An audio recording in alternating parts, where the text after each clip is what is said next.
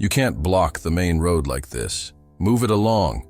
The words snapped across the quiet of Main Street, too loud, too sharp, breaking the hush that had settled over the small town as the funeral procession made its slow, respectful way. Officer Stephen Hartley stood in the center of the lane, hand raised, voice tight with impatience born of a long morning and too many calls. His uniform clung to him in the heat. His breath quickened not with purpose, but with the strain of a man who'd let the weight of duty cloud his judgment. The lead vehicle, a hearse, dark and gleaming in the midday sun, rolled to a halt, the driver's face lined with confusion and disbelief. The line of cars behind it followed suit, headlights burning quietly, flags fluttering on antennas in the soft breeze. People along the sidewalks paused, their conversations stilled, their hands lifted to shade their eyes as they turned to see what had disturbed the solemn ritual. From the second car, a window lowered with a soft hum.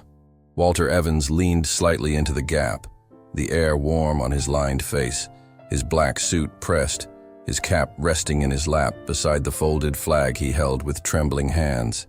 His voice, when it came, was steady, though thick with grief.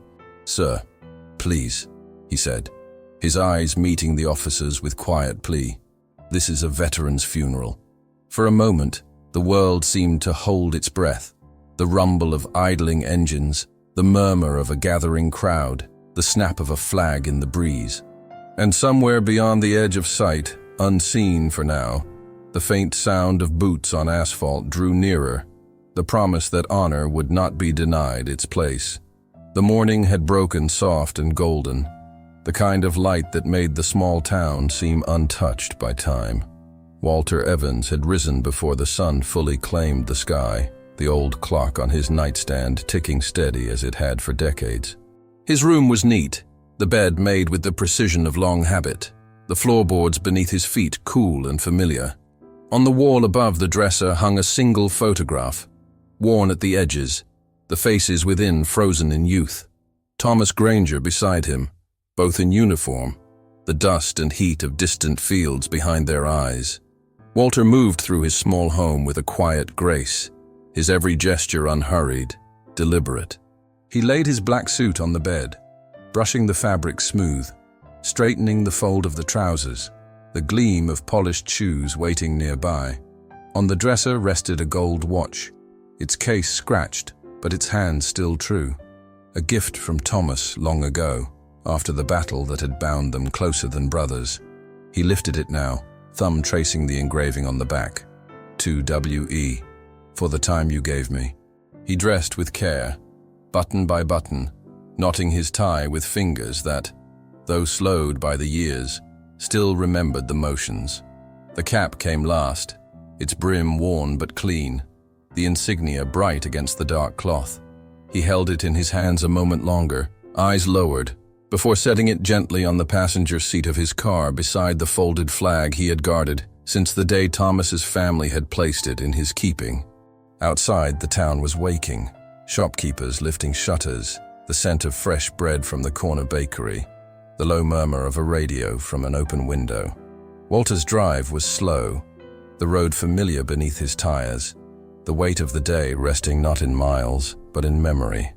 At the florist's, he stepped inside, the cool air rich with the fragrance of lilies and roses. The young clerk glanced up, her expression polite but distracted. When he asked for white flowers, she gathered them quickly, too quickly, her eyes flicking to the clock as if the task were an interruption. The bouquet was handed over without word or warmth, and Walter accepted it without complaint, his thanks soft but sincere. On the way to join the procession, a neighbor called across the street, a half-hearted wave accompanying the words, "Another funeral, Walter? Seems like that's all there is anymore." The comment stung, though it was meant lightly, and Walter offered only a nod, unwilling to let pettiness mar the quiet purpose of the day. He reached the starting point of the procession, joining the line of cars that would carry Thomas to his final rest. The hearse stood ready, polished and solemn, the driver adjusting the mirror with respectful care. Walter placed the flag and flowers gently on the seat beside him, settled his cap on his lap, and folded his hands over it, his gaze steady on the path ahead. And as the procession began to move, slow and measured, the promise he had made so long ago echoed within him. If I outlive you, I'll see you home. The funeral procession crept forward, slow as reverence demanded, the hum of engines low and respectful. The midday sun bathed the street in a warm, unbroken light, glinting off windshields, catching the edges of polished chrome, making the flags that fluttered from antennas glow as if lit from within. The line of cars stretched along the town's main road, a quiet river of remembrance winding through the heart of a community that, for a time, seemed to pause in honor. But that stillness was broken. Officer Stephen Hartley stepped from his cruiser, boots striking the asphalt with a sharp finality, his posture rigid, his eyes narrowed with the certainty of a man who believed himself in the right. His hand shot up, palm out, the gesture sharp as a blade. The hearse faltered beneath his command, the driver's confusion plain as his hands gripped the wheel, unsure whether to obey or question the sudden authority blocking the road.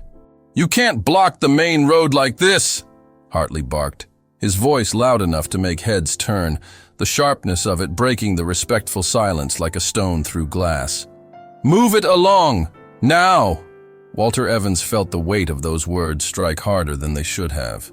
His fingers trembled on the folded flag in his lap, the fabric soft and sacred beneath his touch. The heat of the day seemed to grow heavier as he lowered the window, the air thick with disbelief at what was unfolding. "Sir, please," Walter said, voice steady but aching with grief. "This is a veteran's funeral." Hartley's eyes snapped to him, but there was no recognition, no softening, only impatience, scorn. His lip curled slightly as he gestured again, the movement sharp, dismissive. "I don't care who it's for. You're blocking traffic. Get going. I won't tell you again." The line of cars behind the hearse sat frozen, brake lights glowing like small warnings. The crowd at the edges of the street began to stir. A murmur here, a gasp there, the sense of wrongness spreading like a slow wave. Walter opened his door, stepped out, his posture straight despite the heaviness in his heart. His suit, his polished shoes, the careful respect he bore in every line of his being seemed only to anger Hartley further.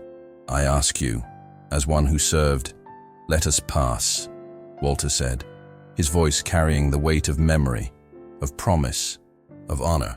But Hartley's face hardened further, his voice rising, harsh and final. "Get back in your car! You're holding up the whole town!" The crowd's murmur grew louder, uneasy.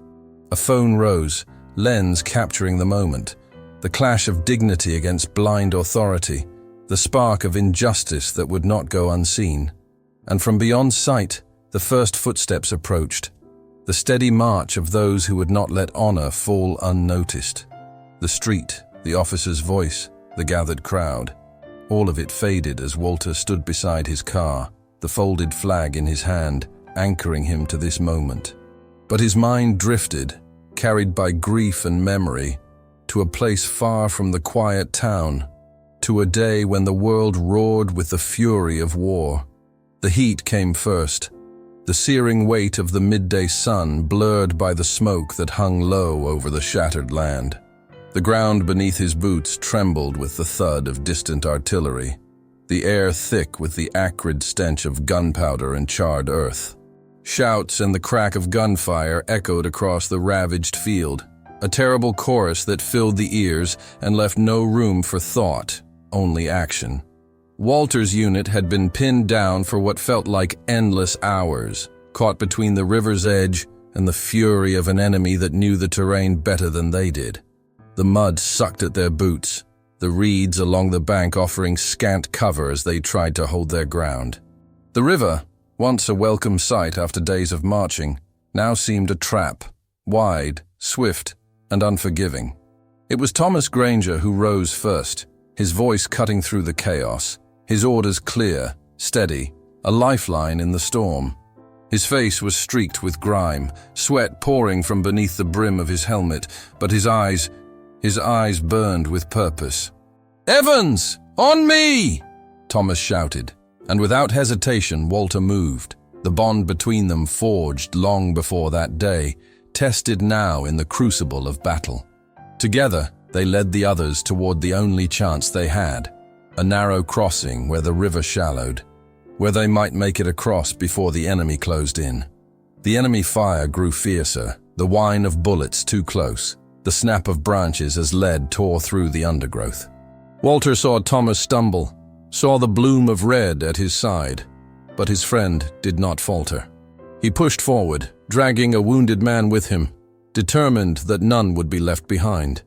They reached the crossing under a hail of fire, the water slick with oil, with blood, the stink of it thick in Walter's throat. He turned to help Thomas, found him pale, trembling, but still standing, still fighting. "Go!" Thomas rasped, his breath ragged, the pain he fought visible now. "Get them across." But Walter would not leave him. Together they hauled the last man to the far bank, collapsing behind the scant cover of broken stones and fallen trees. Thomas slumped against the rock, his strength gone, but his mission fulfilled. Walter knelt beside him, hands shaking, pressing at the wound that would not stop bleeding.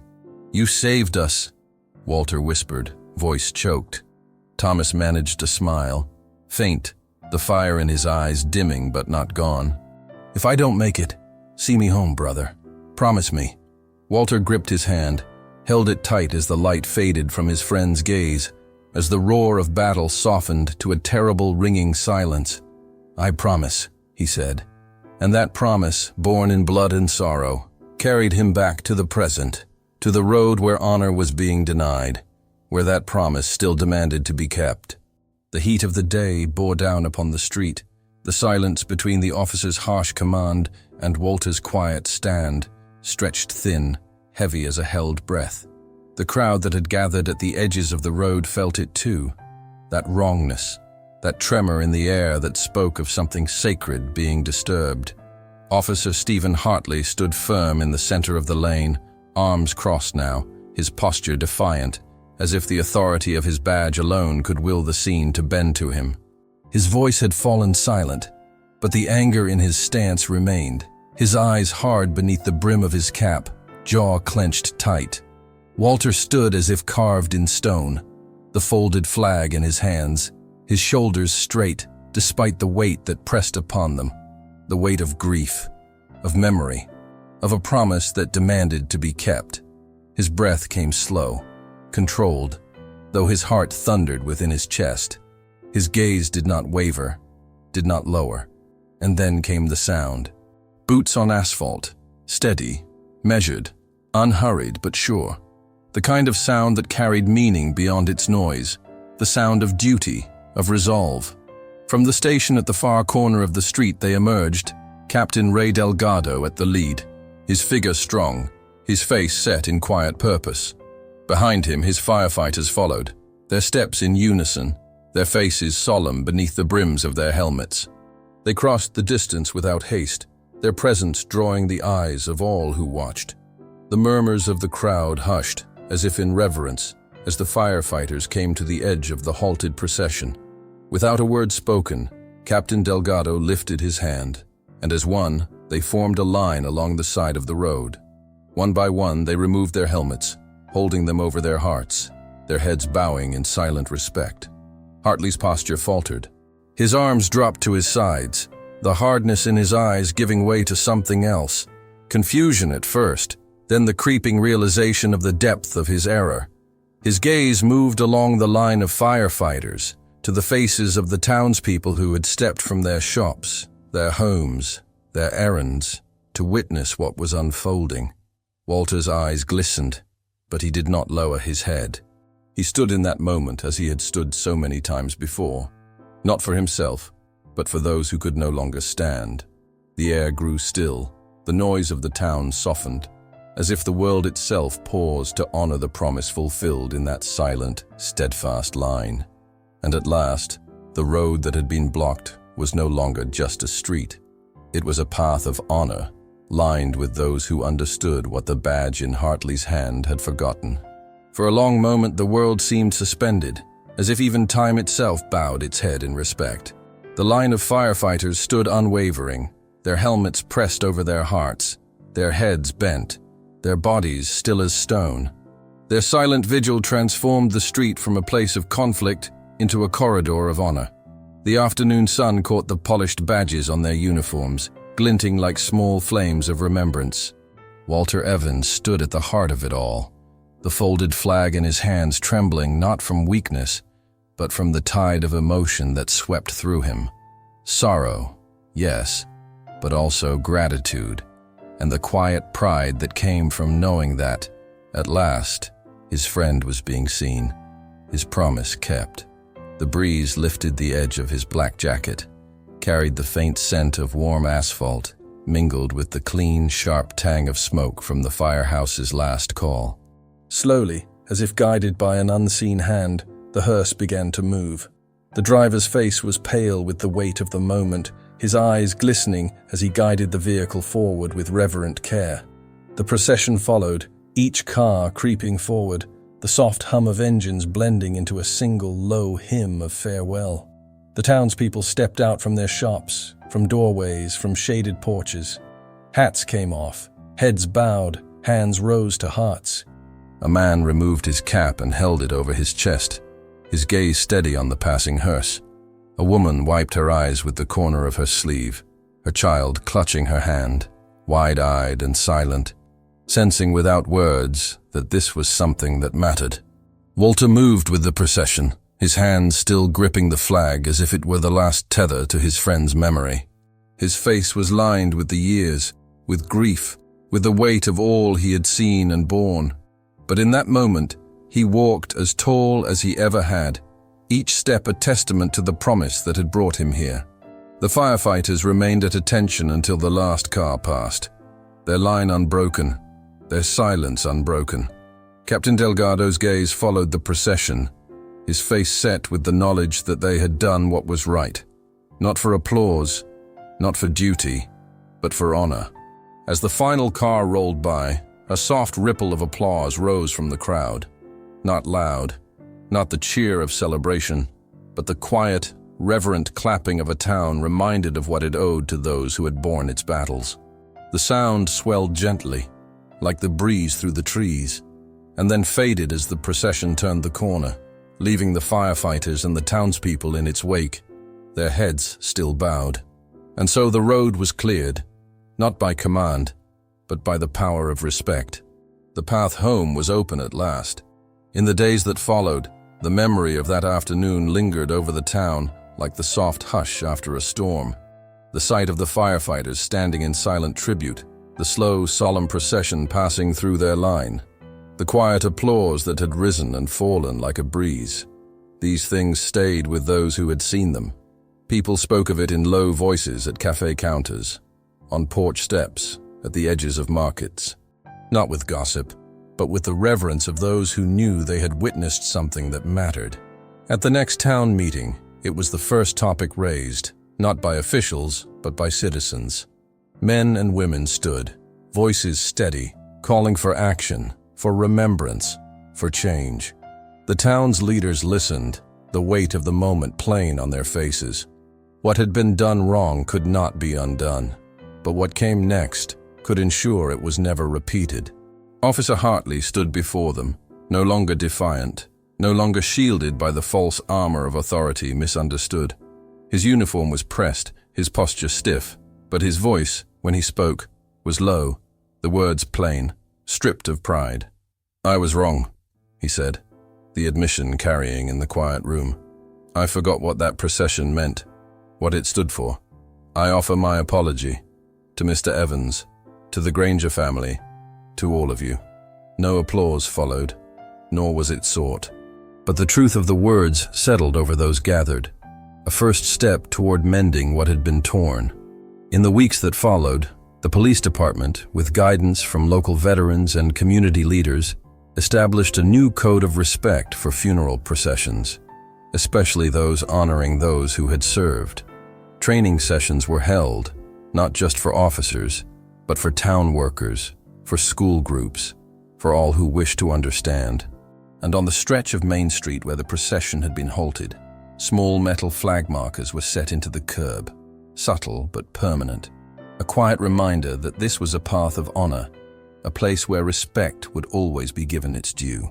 The sun was low on the horizon, its light turning the edges of the clouds to gold, the air soft with the cool of evening. The cemetery lay quiet beneath the open sky, the rows of headstones casting long, solemn shadows across the grass.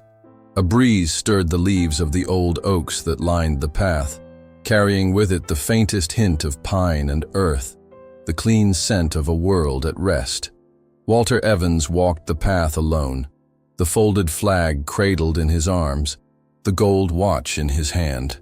His black suit was brushed and clean, his steps measured, steady, though each one seemed to echo with the weight of memory. The sound of his shoes on the gravel was the only sound, save for the whisper of the wind and the soft call of a mourning dove hidden among the branches. He came to the grave of Thomas Granger, the headstone simple, dignified, the name carved deep, the dates a reminder of all that had been given. Walter stood there for a long moment, his gaze fixed not on the stone, but on the space beyond it, as if seeing once more the man who had stood beside him in fire and fear, who had led him through the storm and into the light. With hands that trembled now, not from age, but from the flood of feeling that rose within him, Walter knelt. He placed the folded flag at the base of the headstone, smoothing it gently, as one might smooth a blanket over a sleeping child. And then, with care, he laid the gold watch beside it, the engraved words catching the last light of the day. "For the time you gave me," he whispered, the words carried away on the breeze, as if spoken not to the air, but to the spirit of the friend who had never left him. The final notes of a bugle sounded faintly in the distance. Imagined, perhaps, or real. It did not matter. The promise had been kept. The journey was complete. Walter rose, his cap in hand, and stood for a long moment in the fading light. His silhouette, framed against the gold of the sky, was the image of quiet honor. A man who had lived true to his word, who had borne his duty with grace, who had seen a brother home. And as the first stars began to prick the darkening sky, he turned and walked the path back toward the town, the peace of the promise fulfilled, settling gently upon him. The path grew quiet behind him, and with it, the day came to its gentle end. The promise had been kept, the honor restored, the memory preserved.